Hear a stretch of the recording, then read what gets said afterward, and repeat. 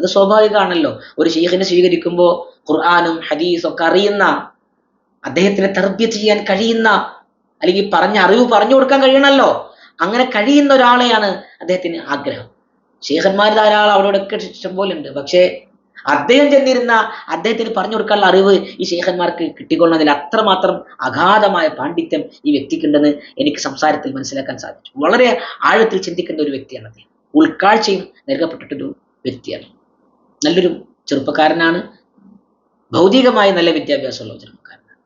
അപ്പൊ അദ്ദേഹത്തിന്റെ ഡിമാൻഡ് അങ്ങനെ ആയതുകൊണ്ട് തന്നെ സ്വതവേ അവിടെ ഇവിടെയൊക്കെ അറിയപ്പെട്ട ശൈഖന്മാരുടെ അടുത്തൊക്കെ പോയി നോക്കിയെങ്കിലും അതൊന്നും ക്ലിക്കായില്ല. കാരണം അദ്ദേഹത്തിന്റെ ആ പാണ്ഡിത്യവും അദ്ദേഹത്തിന്റെ ആ ഇതനുസരിച്ച് അവർക്ക് അദ്ദേഹത്തിനെ തർബിയത്ത് ചെയ്യാനുള്ള അറിവ് ആ പോയ ആളുകൾക്ക് ഉണ്ടായിട്ടില്ലായിരിക്കാം.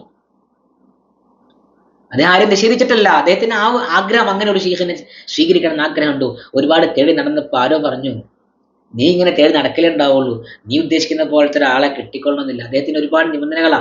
തന്റെ ശൈഖവറുകള് കൈക്കുമ്പിളിൽ ഇങ്ങനെ വെള്ളം കുടിക്കുന്ന ആളാവണം, നിലത്ത് കിടക്കുന്ന ആളാവണം, ഫക്കീറായിരിക്കണം എന്ന് പറഞ്ഞാൽ മുൻഗാമികളുടെ കാലഘട്ടത്തിൽ ഉണ്ടായിരുന്ന പോലെ ദുനിയാവിനെ തൊലാക്ക് ചെല്ലിയ ആളുകൾ, ദുനിയാവുമായി ബന്ധമില്ലാത്ത അത്തരത്തിലുള്ള ശൈഖിനെയാണ് അദ്ദേഹം ആഗ്രഹിക്കുന്നത്. ദുനിയാവ് ഉണ്ടായി എന്ന് വെച്ചിട്ട് ശൈഖന്മാർ മോശമായി എന്നല്ലട്ടോ ഇതിനർത്ഥം.